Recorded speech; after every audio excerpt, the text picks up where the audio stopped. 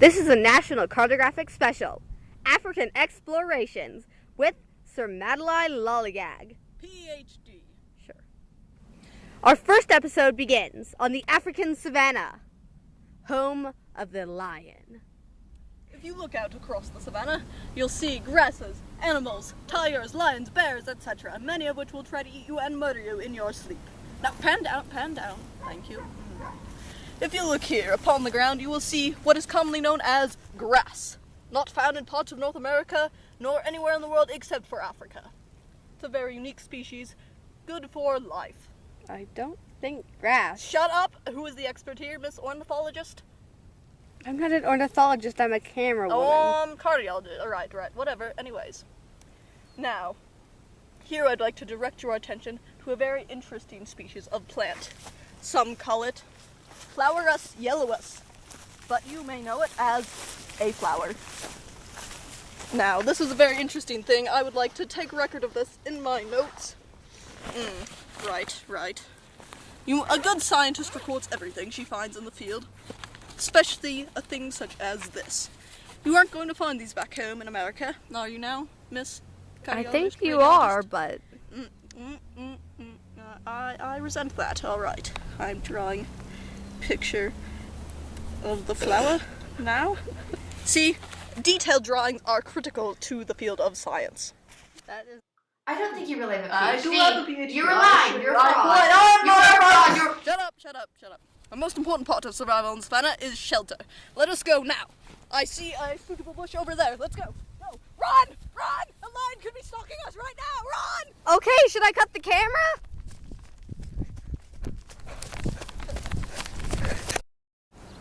Now, this shelter, while it will not protect us from the attacks of animals such as lions, tigers, bears, sharks, etc., it should keep us out of their vision of sight, which will hopefully protect us from these attacks. Now, as anyone knows, rain is very common on the African savannah, thus it is so green. Rain? Yes. That's why it's also known as the rainforest in many areas of the world. I don't think it's known as the rainforest. That is correct. I know what I'm talking about. Thank you very much, Miss Geologist. Anywho. I'm a camera person. I do not like your attitude. Anyhow, to prevent us from being sickened by this rain, which is often toxic to humans, but not to animals. Rain's not interestingly toxic. enough, acid rain, don't you know anything? My God. People these days. So I shall set this up to protect us from the rain. Even though it's sunny? And that ought to do the trick. And now. We're not even over there. Pan to me. I have something interesting. Right. This is something I found while we were running across the savannah. It is a rock. Oh. Notice how it's been polished. That's a golf ball. Years of erosion and weathering. Isn't nature fascinating? It appears almost to have words on it. Human writing. Isn't that interesting? So it is a golf ball. It is not a golf ball. Good Lord. Why would we find this? There's no civilization out here for miles upon miles. Sure. Absurd. Anyways. So we shall make our shelter here for the night as night falls. Right now, see the sunset? It is beautiful on the savannah. The sunset is beautiful on the savannah.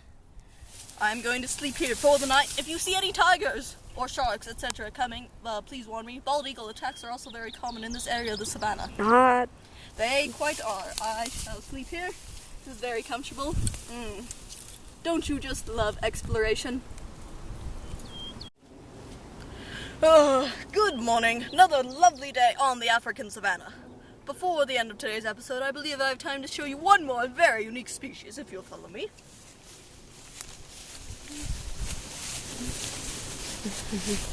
Mind the branches, they are sometimes made out of snakes, as a friend of mine found out. He is now dead, unfortunately. Oh, that's a shame. It is, but such is the life of an explorer. Now, this here is what experts know as Buschus greenplantius. You may know it as the weed bush.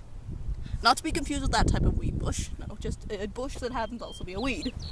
Now, this is unique because the leaves are extremely toxic to humans. See if I touch it?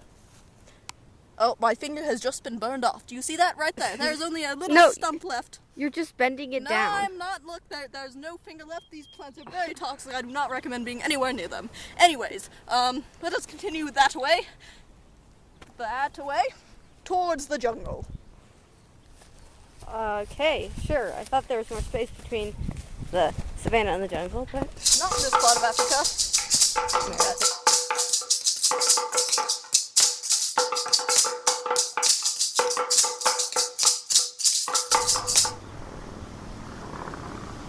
this is the National Cartographic Special, Episode 2 of African Explorations with Sir Madeline Lollygag. Ph.D. Yes. Now we are entering the African jungle, also known as the rainforest. Let us go.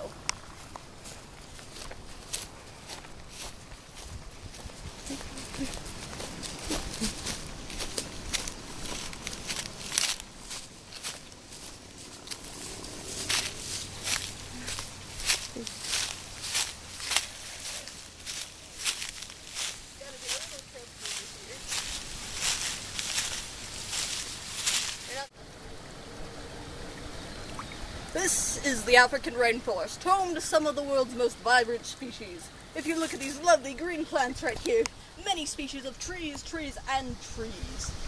Ranging from Trias rainforest to Trias greeniest to Trias greeniestest.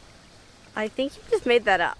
I did not. I will consult my very detailed book of paleontology, botany, right, and Is that a dinosaur book? no, don't be absurd. Why would I have a dinosaur book?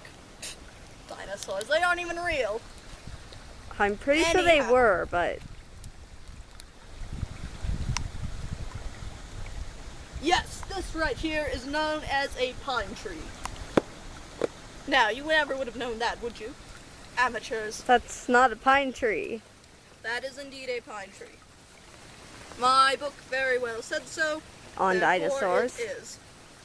Now, one important part of surviving in the jungle is finding a source of water, which I have found right here. If you will pan down kindly. Yes. There's no other source of water nearby, so we will have to survive with this. Unfortunately, I now must cross the raging river. There does not appear to be any way to go around it or over it. It's not like one of those silly little rivers that you can just hop over in your backyard.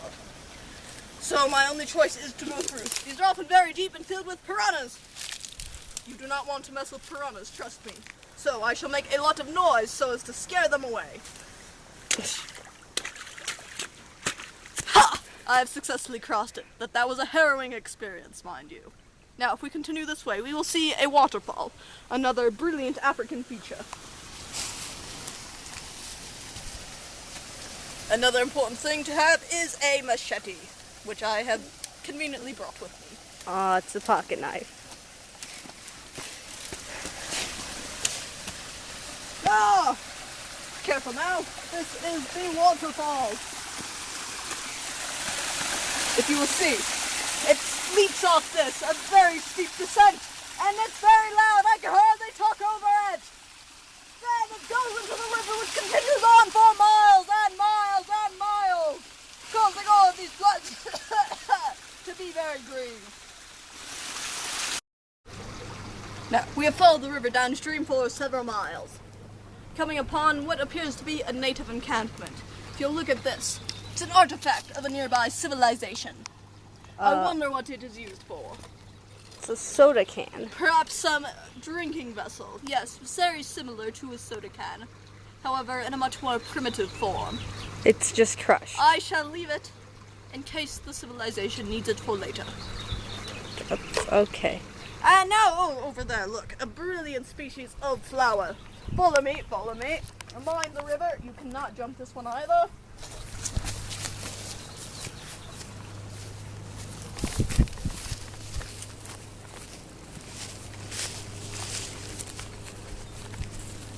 Oh, this is one of my favorite species, commonly known as the petunia. You may have ones like it in your yard, That's not a petunia. but never this color. I am going to take one home for the laboratory to study further. This is what you should always do with nature. Cut it apart so that you can keep it for later. I don't think that's what you're supposed to do. Haven't you ever listened to Smokey the Bear? Yes, and that's That is not his what he message. says. I'm also Okay. going to take a record of this plant so that I remember what it looks like later. in case this one dies. Which it shan't, because I'm putting it near my water bottle, and through osmosis it shall remain hydrated. Ah, sure. And now, hey, pan down to me, I'm doing something interesting right now. Yes. Detailed record of this flower.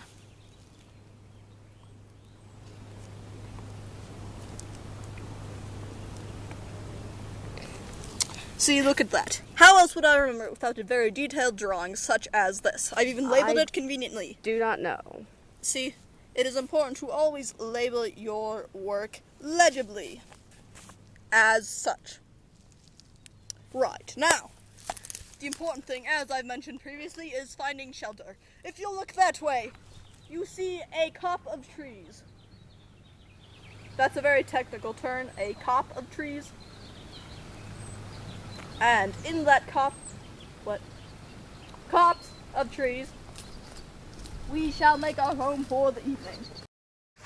Now, I am going to disguise my scent from lions or mountain lions so that they cannot eat me while I sleep. I don't think either of those live. Because I need to walk directly through the river.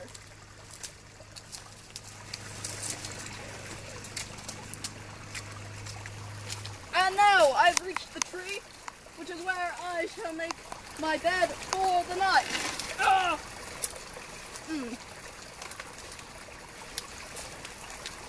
And as such, I shall sleep here safely from lions. Good night.